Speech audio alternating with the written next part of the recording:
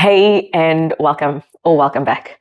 This is a daily mobility sequence that you can use at any time of the day to loosen the joints up, or maybe even to warm the joints up and prepare them for some kind of physical activity. We don't need much for this, just a space to move, maybe a wall or chair nearby for some support. And if you've got a resistance band, then go ahead and grab that. Otherwise, substitute it for a thin towel, longish preferably, or a thin and long blanket. If you can't grab anything, don't stress. I'll show us how to work through the movements without using anything.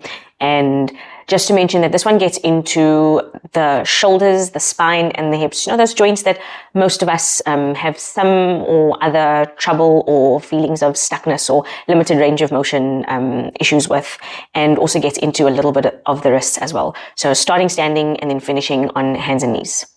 Let's get going, and we're going to start from this upright standing position.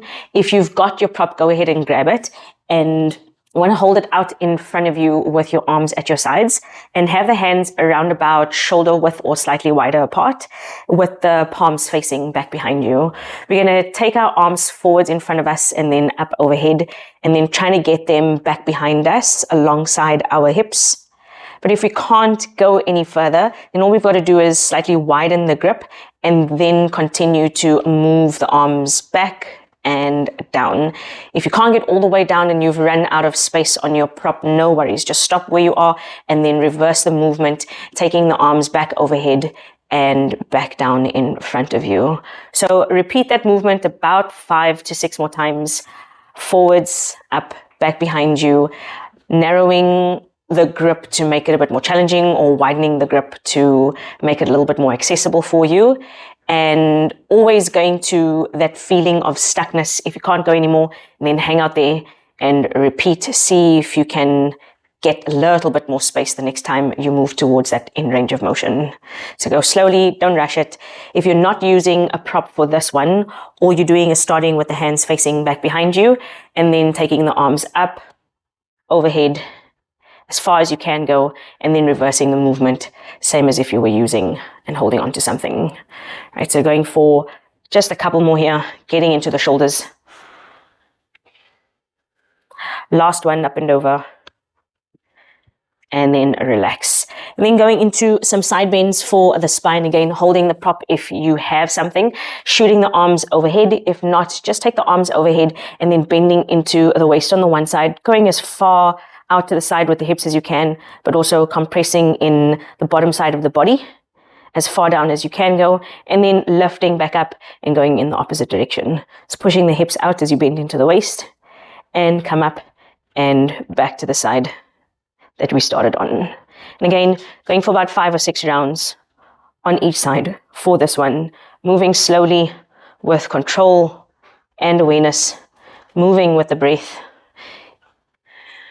Breathing in, coming up, exhaling, bending down, and repeating this one for a couple more times.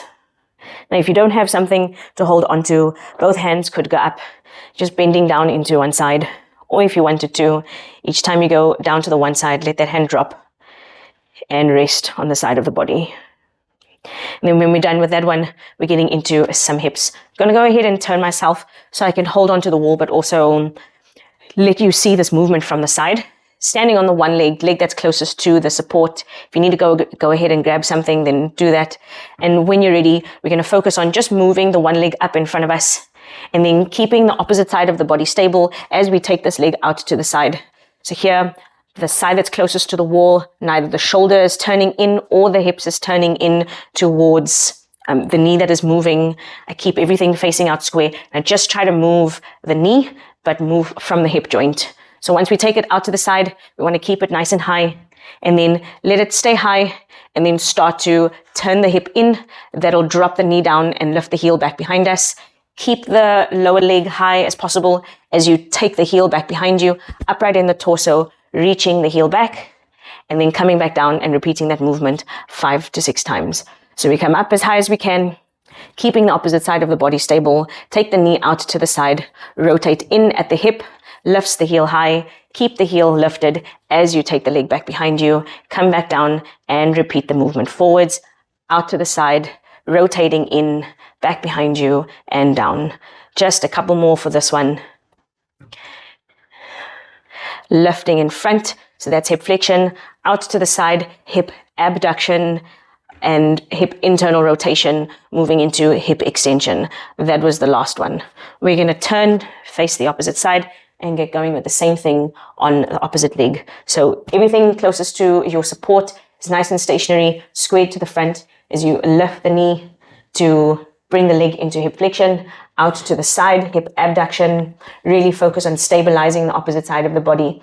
Keep the leg lifted and then start to internally rotate at the hip. Lifts the heel. Keep the heel high as you take the leg back behind you into hip extension. Come down and repeat. Hip flexion, abduction, internal rotation, hip extension, and keep moving.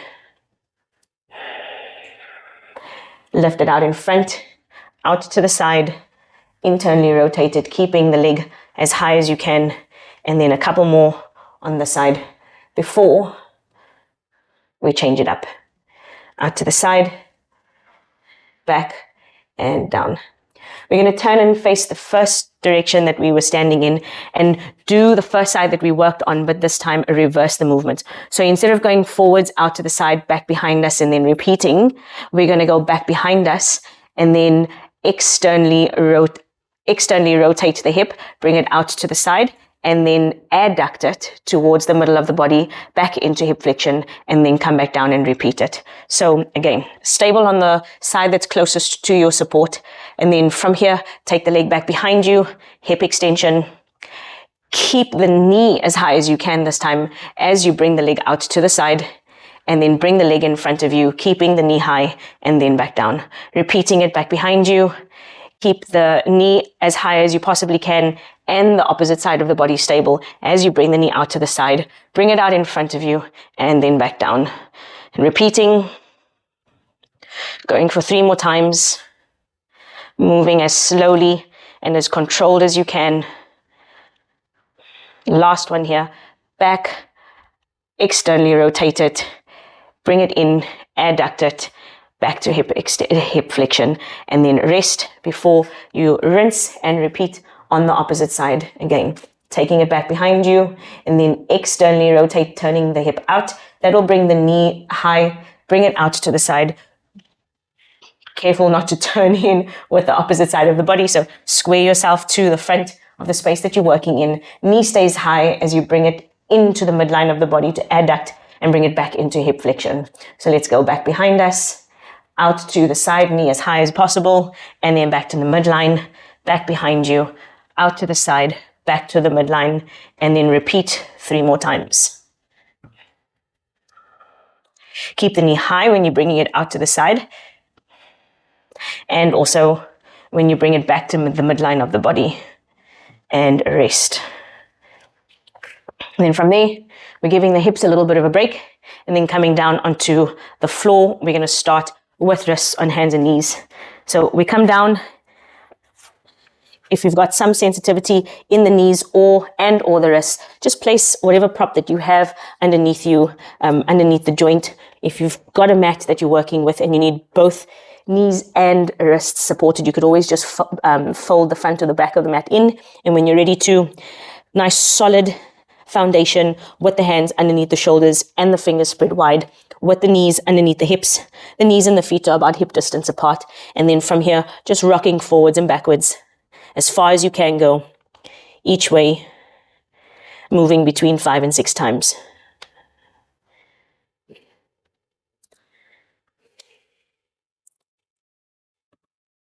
Take a break if you need, if the wrists are super sensitive and start to become uncomfortable in some way. And when you can, rejoin, finish up if you're able to. So we could stop here after this one if we're not feeling so great in the wrists. But if we can keep going with a little bit more pressure on the wrists, then we're going to bring the hands down onto the back side of the hands. So for this one, hands underneath the shoulders might be a little bit more challenging. In that case, walk the hands closer to the knees And then lean slightly away from the hands and then press into the upper middle back to take some of the weight off of the wrists. And then from here, just leaning down as far as you can, giving as much body weight as possible into the wrists, the backs of the hands, the fingers, and then making a fist and opening again 5 to 6 times.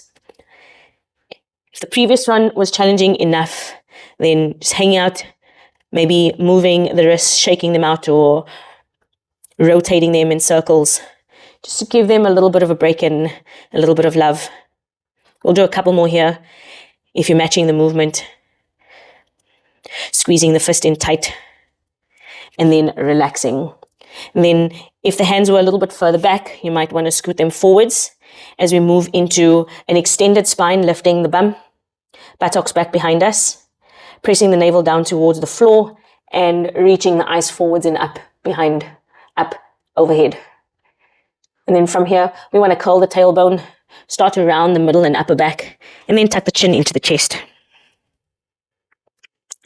Moving between those two movements, start at the hips, start to hollow the lower back, pushing the navel down towards the earth as you reach the eyes forwards and up. Take the shoulder blades together and down the back. And then starting to round the tailbone first, as you spread the shoulder blades this time to press away from the floor, and then tucking the chin in. Repeating that movement 4 times more each way. Moving with your breath, inhaling as the eyes come forwards, maybe up, and exhaling as you round and tuck everything in.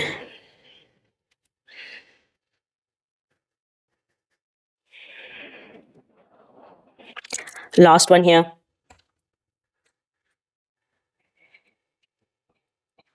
Relax into a flat back and then sit back towards the heels. If this is too challenging for you, if you're down on the tops of the feet, it might be useful and helpful to curl the toes under and then sit back on the hips. If things are still not working out for you, we can do this movement on hands and knees.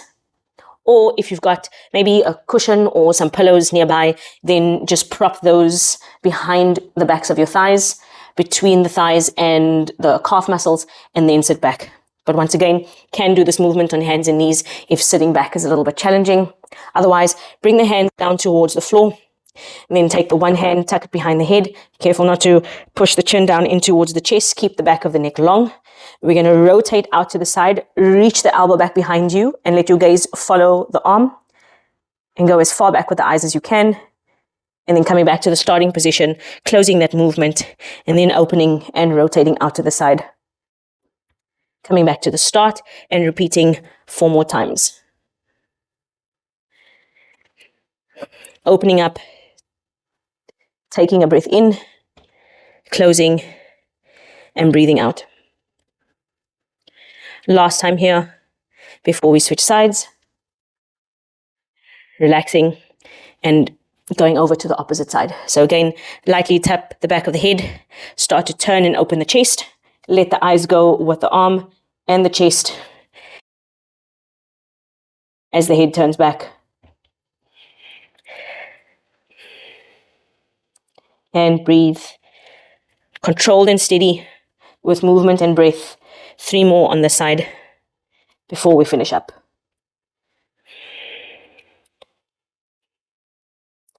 Last one.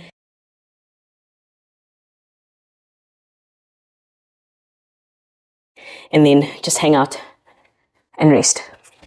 So there you have it. Short and sweet-ish daily mobility sequence. Use it whenever you feel a little bit stuck, when you need some looseness in the body, to liven up and warm the joints up before you maybe go for a run or a walk or something a little bit more crazy than that. Thanks for joining, and thanks for moving your body and breathing with me. I'll see you in the next one.